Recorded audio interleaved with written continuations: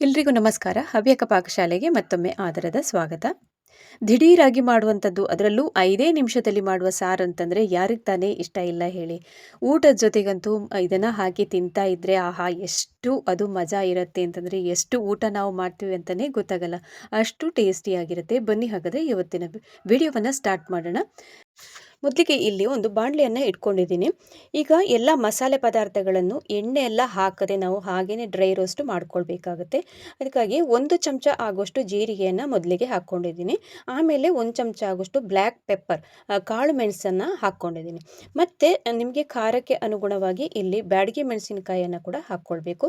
ನೀವು ಬ್ಯಾಡಗಿ ಮೆಣಸಿನಕಾಯಿಯ ಜಾಗದಲ್ಲಿ ಗುಂಟೂರು ಮೆಣಸಿನಕಾಯಿಯನ್ನು ಕೂಡ ಹಾಕ್ಕೊಳ್ಬೋದು. ಆಮೇಲೆ 1 ಹಿಡಿ ಆಗುವಷ್ಟು ಕರಿಬೇವನ್ನು ಹಾಕಿ ಹಸಿ ವಾಸನೆ ಎಲ್ಲ ಹೋಗಬೇಕು, ಅಲ್ಲಿ ತನಕ ಹುರ್ಕೊಳ್ಬೇಕಾಗುತ್ತೆ. ಜೀರಿಗೆ ಎಲ್ಲ ಸಿಡಿಯೋದಕ್ಕೆ ಸ್ಟಾರ್ಟ್ ಆಗುತ್ತಲ್ಲ, ಅದಾದ ನಂತರ ನಾವು ಇದಕ್ಕೆ ರುಚಿಗೆ ಈಗ ಹಸಿಮೆಣಸಿನಕಾಯನ್ನು ಕೂಡ ಹಾಕ್ಕೊಳ್ಬೇಕು. ಆಮೇಲೆ ಒಂದು ಅರ್ಧ ಗೆಡ್ಡೆ ಆಗುವಷ್ಟು ಬೆಳ್ಳುಳ್ಳಿಯನ್ನು ಕೂಡ ಹಾಕ್ಕೊಂಡಿದ್ದೀನಿ. ಎಲ್ಲವನ್ನು ಕೂಡ ಡ್ರೈ ರೋಸ್ಟು ಹೀಗೇ ಮಾಡ್ಕೊಳ್ಬೇಕು. ಆಮೇಲೆ ಇದಕ್ಕೆ ಒಂದು ಸಣ್ಣದಾಗಿರುವಂತಹ ಟೊಮೆಟೊವನ್ನು ಸಣ್ಣಗೆ ಹೆಚ್ಚಿ ಹಾಕ್ಕೊಂಡಿದ್ದೀನಿ.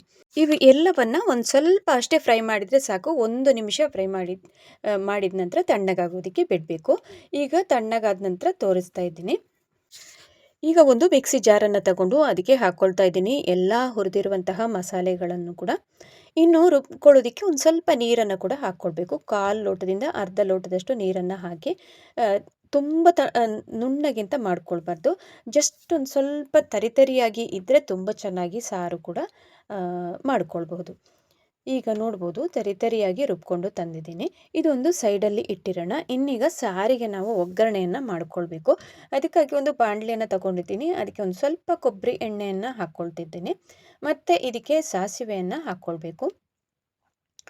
ಸಾಸಿವೆ ಎಲ್ಲ ಸಿಡಿತಾ ಇದೆ. ಈಗ ಈ ಹಂತದಲ್ಲಿ ಒಂದು ಸ್ವಲ್ಪ ಗುಂಟೂರು ಮೆಣಸಿನಕಾಯಿಯನ್ನಾದರೂ ಹಾಕ್ಕೊಳ್ಬೋದು, ಅಥವಾ ಬ್ಯಾಡಗಿ ಮೆಣಸಿನಕಾಯಿಯನ್ನಾದರೂ ಹಾಕ್ಕೊಳ್ಬೋದು. ಸಣ್ಣಕ್ಕೆ ಕಟ್ ಮಾಡಿ ಹಾಕ್ಕೊಳ್ಬೇಕು. ಆಮೇಲೆ ಕರಿಬೇವನ್ನು ಹಾಕ್ಕೊಂಡು ಒಮ್ಮೆ ಬಾಡಿಸ್ಕೊಳ್ಳೋಣ.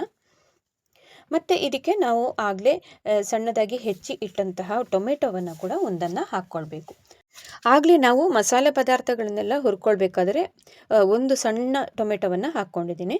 ಮತ್ತು ಈಗಲೂ ಕೂಡ ಹಾಕ್ಕೊಂಡು ನೋಡಿ, ಅದು ಸರಿಯಾಗಿ ಬೆಂದಂಗೆ ಆಗಬೇಕು, ಅಷ್ಟಾದರೆ ಸಾಕಾಗುತ್ತೆ.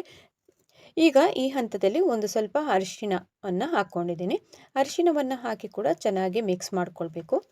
ಮತ್ತು ಇದಕ್ಕೆ ನಾವಾಗಲೇ ರುಬ್ಬಿ ಇಟ್ಟಂತಹ ಮಸಾಲೆ ಪದಾರ್ಥಗಳನ್ನೆಲ್ಲ ಇದಕ್ಕೆ ಹಾಕ್ಕೊಂಡಾದ ನಂತರ ಮಿಕ್ಸಿ ಜಾರಿಗೇ ನೀರನ್ನು ಹಾಕ್ಕೊಂಡು ತೆಳ್ಳಗೆ ಮಾಡ್ಕೊಳ್ಬೋದು. ನಿಮಗೆ ಕನ್ಸಿಸ್ಟೆನ್ಸಿ ಯಾವ ಹದದಲ್ಲಿ ಬೇಕೋ ಹಾಗೆ ಮಾಡ್ಕೊಳ್ಬೋದು.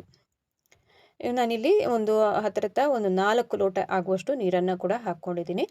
ಇನ್ನು ಇದಕ್ಕೆ ರುಚಿಗೆ ತಕ್ಕಷ್ಟು ಉಪ್ಪು ಮತ್ತು ಬೆಲ್ಲವನ್ನು, ಆಮೇಲೆ ಹುಣಸೆ ಹಣ್ಣನ್ನೆಲ್ಲ ಹಾಕ್ಕೊಳ್ಬೇಕು. ಈಗ ಉಪ್ಪನ್ನು ಹಾಕ್ಕೊಳ್ತಾ ಇದ್ದೀನಿ.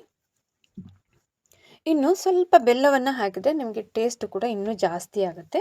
ಮತ್ತು ಲಾಸ್ಟಲ್ಲಿ ನಾವಿಗೆ ಇದಕ್ಕೆ ಸ್ವಲ್ಪ ಅಂದರೆ ಒಂದು ಸಣ್ಣ ನಿಂಬೆಹಣ್ಣು ಗಾತ್ರದ ಹುಣಸೆ ಹಣ್ಣನ್ನು ಆಗಲೇ ನೆನೆ ಹಾಕ್ಕೊಂಡಿದ್ದೆ, ಅದನ್ನು ಕೂಡ ಹಾಕಿ ಮಿಕ್ಸ್ ಮಾಡ್ಕೊಳ್ಬೇಕು. ಇಷ್ಟೆಲ್ಲ ಹಾಕಿ ಆದ ನಂತರ ಒಂದು ಕುದಿ ಬಂದರೆ ಸಾಕು, ಜಾಸ್ತಿ ಕುದಿಸೋದಕ್ಕೆ ಹೋಗಬೇಡಿ. ಇದನ್ನು ಕುದಿ ಬಂದ ನಂತರ ಸಾರು ಕೂಡ ಕೊತ್ತಂಬರಿ ಸೊಪ್ಪು ಹಾಕಿದರೆ ಕೊನೆಯಲ್ಲಿ ಸಾರು ಕೂಡ ರೆಡಿ ಆಗುತ್ತೆ. ಬಹಳನೇ ರುಚಿಕರವಾದಂತಹ ಸಾರು. ನಾನು ಹೇಳೋದಕ್ಕಿಂತ ನೀವು ಮಾಡಿದ್ರೇ ಇದರ ಟೇಸ್ಟ್ ನಿಮಗೆ ಗೊತ್ತಾಗೋದು. ಈಗ ಸ್ಟವನ್ನು ಆಫ್ ಮಾಡ್ಕೊಂಡಿದ್ದೀನಿ. ಇಷ್ಟೇ ಇದು, ಇದಕ್ಕಿನ್ನೂ ಬೇರೆನೂ ಆ್ಯಡ್ ಮಾಡುವಂಥದ್ದಿಲ್ಲ.